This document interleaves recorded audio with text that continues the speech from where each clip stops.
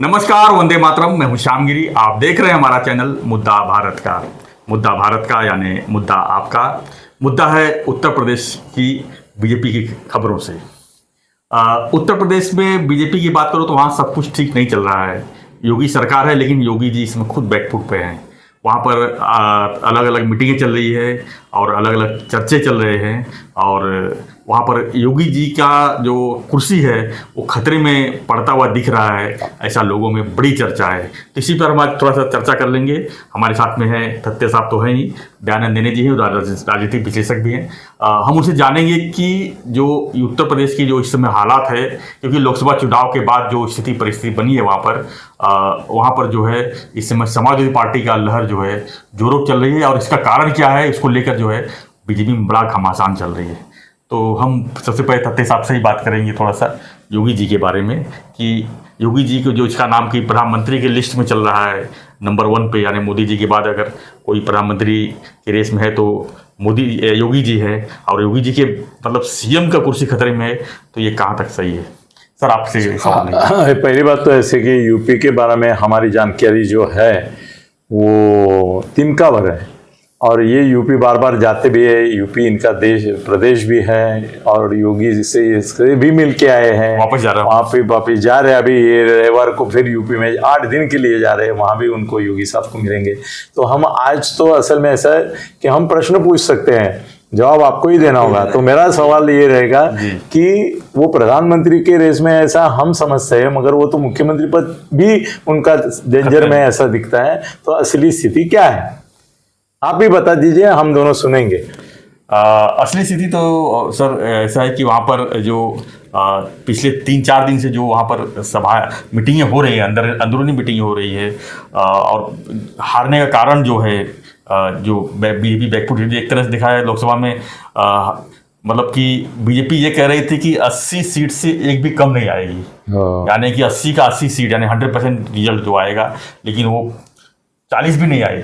80 में से 40 सीट भी नहीं आई बीजेपी की। इसको लेकर बहुत बड़ा सवाल वहाँ खड़ा हो गया है और सब बड़े मतलब जो हो नहीं सकता, जो सोचे नहीं थे वैसा, मतलब कम से कम 50 तो हर कोई बोल रहा था, 40 भी नहीं सीट आई। और समाजवादी पार्टी जो कभी इतनी सीट नहीं दी, 38 सीट, और समाजवादी पार्टी जब मुलायम सिंह थे तो तब भी इतनी सीट नहीं आई थी लोकसभा की।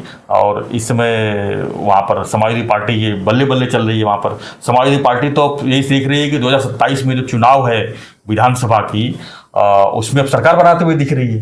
यानी कि इंडिया अघाड़ी को लेकर वो लोग इतना मतलब कि उत्साहित है, इतना है कि वो सोच रहे हैं कि 2027 का मतलब योगी जी हैट्रिक नहीं मार पाएंगे, यानी बीजेपी हैट्रिक नहीं मार पाएगी और किसी भी हालत में समाजवादी पार्टी, कांग्रेस और उसका असर 29 के लोकसभा पर भी होगा। अगर मायावती को साथ में ले लिए तो इसका असर बहुत विपरीत पड़ेगा।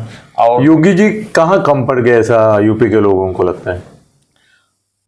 देखा जाए तो यूपी के जो निचले स्तर के लोग हैं, जो हम जातिवाद में नहीं जाते हैं, जो मतलब कि मिडिल क्लास के नीचे लोग हैं, मिडिल क्लास के नीचे लोग हैं। क्लास या कास्ट? कास्ट नहीं, कास्ट पे तो अलग जाएंगे। वो तो यादव जो कास्ट है, मुस्लिम कास्ट है, वो सब तो समाजवादी पार्टी साथ में है ही। वो मतलब पहले भी थी साथ में, अभी ज़्यादा ही है। तो सबसे बड़ा ये है कि वहाँ पर जो पॉलिटिशियन में है और प्रशासनिक जगहों पर जो है विधायक हो चाहे सांसद हो, उनकी कोई सुनवाई नहीं होती। आज अगर एक कॉमन मैन को कुछ प्रॉब्लम्स होते हैं तो सबसे पहले वो कहाँ जाता है, या तो अभी शहर है तो नगर सेवक के पास जाएगा, सर अगर गांव है तो वो विधायक के पास जाएगा, सांसद के पास जाएगा कि हमारा काम हो जाए। लेकिन जब पुलिस स्टेशन हो चाहे प्रशासन हो, वहाँ पर अगर विधायक और सांसद का ही नहीं सुना जाएगा, वहाँ पर योगी जी ने सीधा बोल दिया है कि आपको काम करना है अपना, आपको न किसी सांसद का सुनना है न कोई विधायक का सुनना है, आपको अपना खाली काम करना है, जो सही है वही करना है। एक तरह उनका भी बात सही है। तो क्या ऐसा है कि आमदार और खासदार जो जाते हैं वो सही काम लेके नहीं जाते? सही काम क्योंकि सही काम है तो करेंगे, सीधी बात है सर। वहाँ पर जो हालात है, वहाँ पर जो जंगल राज पहले था उसको खत्म करने के लिए ये कदम भी उठाना बहुत जरूरी था, क्योंकि वहाँ पर ये शिकायत क्या है कि आमदार खासदारों की सुनते नहीं है। अगर सही है तो सुनेंगे, गलत है तो नहीं सुनेंगे। उनको चाहिए गलत है तो भी सुनो ना। वो ऐसा बोलो तो वहाँ तो गलत ज्यादा है। ये कहाँ क्यों नया है सर? गलत तो ज्यादा ही है ना वहाँ पर। एक मिनट श्याम जी, इसमें लोकसभा इलेक्शन के पहले मतलब जनवरी में जब राम मंदिर का उद्घाटन हुआ तो उस वक्त तो चर्चा थी कि यूपी में सब बल्ले बल्ले है। हाँ, और योगी जी का तो लार्जर देन लाइफ पिक्चर था कि उनको क्या बोलते हैं, बुलडोजर बाबा। और वो सबके घर तोड़ रहे हैं और उधर लॉ एंड ऑर्डर की सिचुएशन बहुत सुधर गई है और लड़कियां 7, 7:30, 8 बजे भी रात को घूम सकती है। तो ये सब बल्ले बल्ले सब जब था तो अचानक एक लोकसभा का चुनाव में विपरीत परिणाम आने के बाद सब कुछ बदल गया। बिल्कुल बदल गया। अभी बुलडोजर भी कहाँ चल रही है सर, बुलडोजर भी रुक गया है, आज स्थिति बदल गई है। ये इम्पैक्ट डर गए नहीं, फिर अगर ये सब बल्ले बल्ले था उस वक्त तो लोकसभा में सब लोग अगेंस्ट क्यों गए? हाँ, ये भी सवाल आ सकता है, मन आता ही है हमारे मन में, क्योंकि मैं आपको बोलता हूँ यादव और मुस्लिम ये जो कॉम्बिनेशन था वो तो पहले से ही है, पहले से ही वहीं पर। मुलायम के टाइम से है।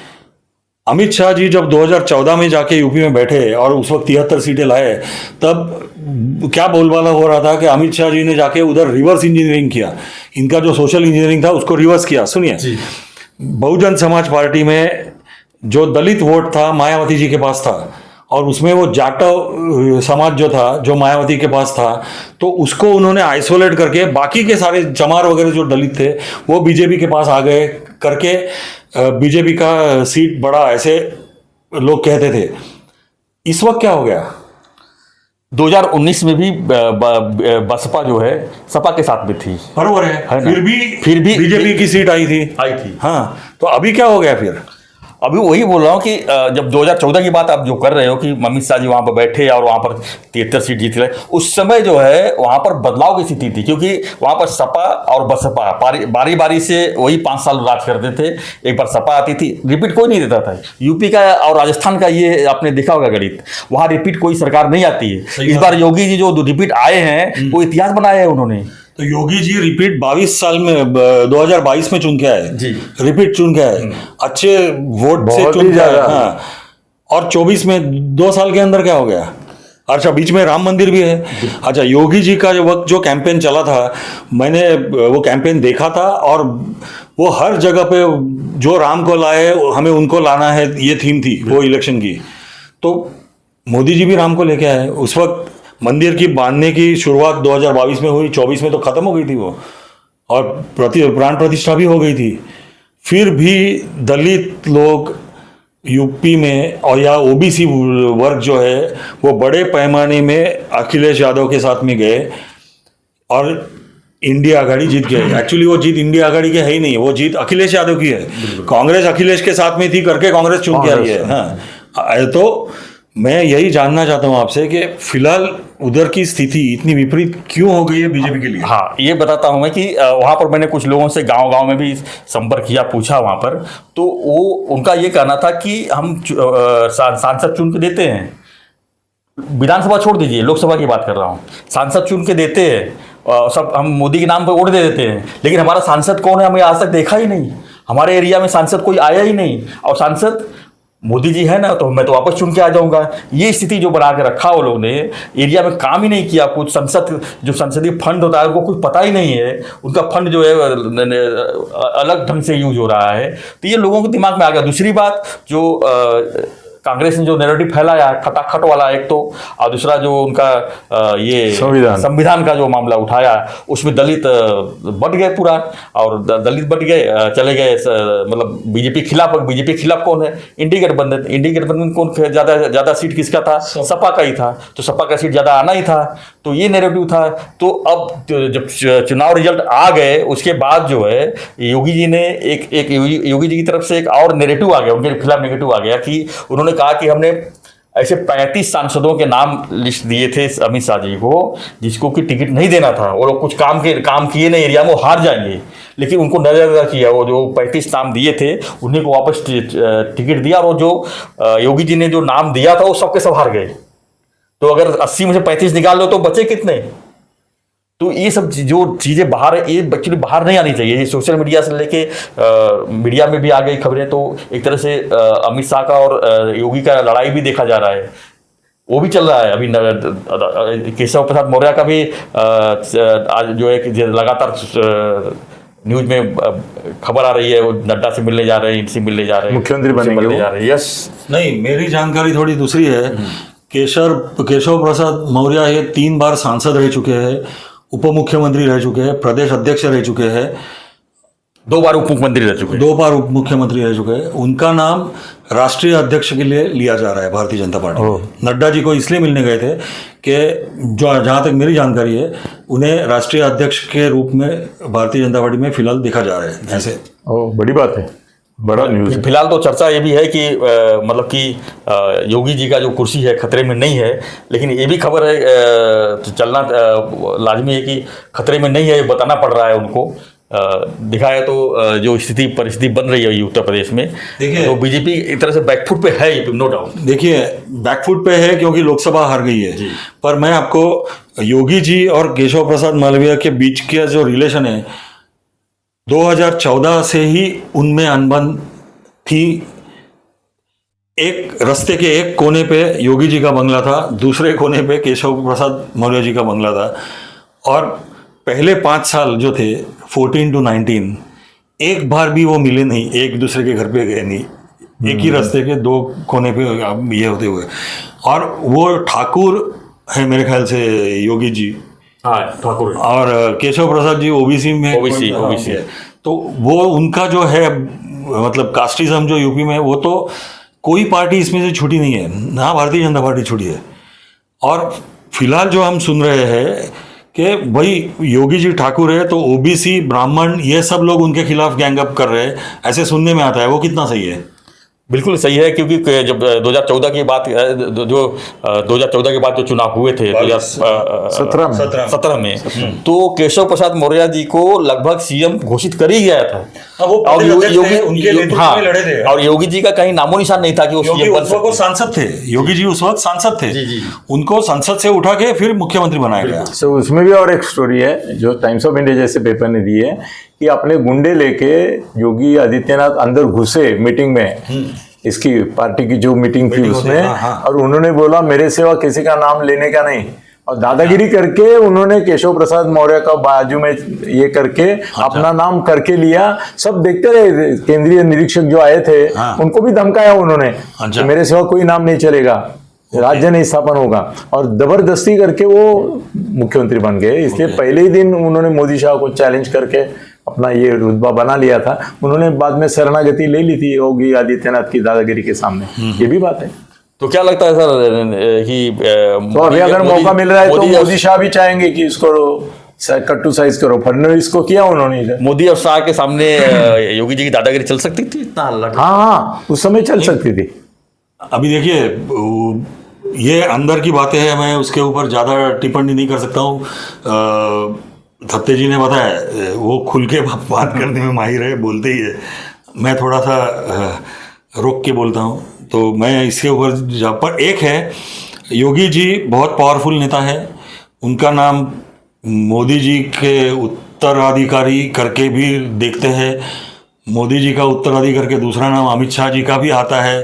तो सर अभी लोकसभा चुनाव में जो हार हुई है उसके बाद शाह और योगी आदित्यनाथ दोनों डिस्क्वालीफाई हो गए हैं, क्योंकि उनकी जो प्रवृत्ति है, वृत्ति है, भूमिका, उसको देश ने नकारा करके तो ये 240 पे आए। ये मोदी के इस खिलाफ का गुस्सा नहीं है, ये योगी आदित्यनाथ और अमित शाह के खिलाफ का गुस्सा है। मेरा तो नया समीकरण ये है, नैरेटिव, ये मोदी के खिलाफ का गुस्सा है नहीं, ये दोनों के ऊपर का गुस्सा है जो मोदी को सहन करना पड़ा। अगर अकेले मोदी का ये होता तो शायद इतना पराभव नहीं होता। ये अमित शाह और आदित्यनाथ, इनकी वजह से विपरीत मैसेज गए सब। ओके, हाँ, ऐसा मुझे लगता है। तो दोनों, मैं तो अभी उन दोनों के नाम पे काट मार दिया। अच्छा, हाँ, अभी मैं शिवराज सिंह चौहान मध्य प्रदेश के, राजनाथ सिंह अगर उनको दूसरा वाजपेयी चाहिए तो, हाँ, और फडणवीस अभी नहीं होंगे क्योंकि वो बैड बुक्स में है मोदी शाह के। उनको कैसे करेंगे वो? उनको केंद्रीय मंत्री बनाएंगे यहाँ से उठा के, मगर पंतप्रधान की रेस में आने के लिए उनको टाइम है। उसके पहले राहुल गांधी को बनना है। मेरे हिसाब से अभी जो इंडिया आघाड़ी चुन के आई है, ये सरकार ऐसी ही चलती रहेगी। केंद्र में नेतृत्व मोदी जी का है, वैसा ही चलता रहेगा जहाँ तक पूरी टर्म भी वो चला सकते हैं। जो बातें चल रही है कि 75 साल के बाद रिटायर होना चाहिए, होनी चाहिए, मैंने जैसे इसके पहले के एक वीडियो में भी कहा था कि ये बात टोटली मोदी जी के ऊपर निर्भर है। पार्टी के दूसरे किसी भी लीडर में ऐसी आज के तारीख में ताकत नहीं है कि रिटायर हो जाओ। हाँ, मोदी जी को बोले या पूछे कि आप रिटायर कब होने वाले हो। तो ये टोटली मोदी जी, और जब तक मोदी जी चाहेंगे तब तक ये सरकार ऐसी चलती रहेगी, ये मेरा मानना है। मगर मोदी जी का एजेंडा जो था जी, वो अभी एग्जीक्यूट नहीं होगा, ये भी सच है। हाँ, वो थोड़ा मोदी जी ब्रेक का लग जाएगा सर 70% एजेंडा उनका मुसलमानों के खिलाफ था। 30% डेवलपमेंट का था, वो 30% होगा, 70% नहीं होगा। तो मोदी मोदी ही नहीं रहते। अगर राम ने रावण का वध नहीं किया और शंभुक का ही करते रहे तो राम नहीं है वो। नहीं बात है। इसमें एक है जो सोशल मीडिया में काफ़ी चर्चा होती रहती है कि हम पीओ के वापस लेंगे वगैरह, वो सब चीज़ें ये इलेक्शन के बाद कठिन हो गई है। बिल्कुल। तो हमारा चर्चा यही था कि उत्तर प्रदेश में जो है बीजेपी जो जिस तरह से बैकफुट पे चली गई है, और योगी के नाम जो चर्चा चल रही है कि कुर्सी खतरे में है, और वैसे भी राष्ट्रीय अध्यक्ष का भी चर्चा है कि वह बदलाव हो सकता है। तो आने वाले कुछ दिन में तो काफ़ी कुछ बदली हुई दिखेगी जरूर उत्तर प्रदेश में। हालांकि उत्तर प्रदेश पिछले 7 साल में नजर डाले तो काफ़ी कुछ बदल गया है, लेकिन अब राजनीतिक बदलाव होना वहाँ पर देखा जाए तो 100% होना तय है। और देखते हैं कि क्या होता है योगी जी के साथ। वैसे तो मीडिया में भी खबर है कि योगी जी की कुर्सी खतरे में नहीं है, लेकिन खतरे में नहीं है ये बताना भी जो है एक तरह से खतरा है। सब 50-50 है। 50% लोग बोलते खतरे में, 50% बोलते नहीं है। बिल्कुल। तो आपको क्या लगता है फ्रेंड्स, हमें अपनी प्रतिक्रिया अपनी जरूर दीजिए, और बने रहिए मेरे से, देखते रहिए हमारा चैनल मुद्दा भारत। चैनल को लाइक शेयर सब्सक्राइब जरूर करें। धन्यवाद। जय हिंद, जय महाराष्ट्र, जय श्री राम।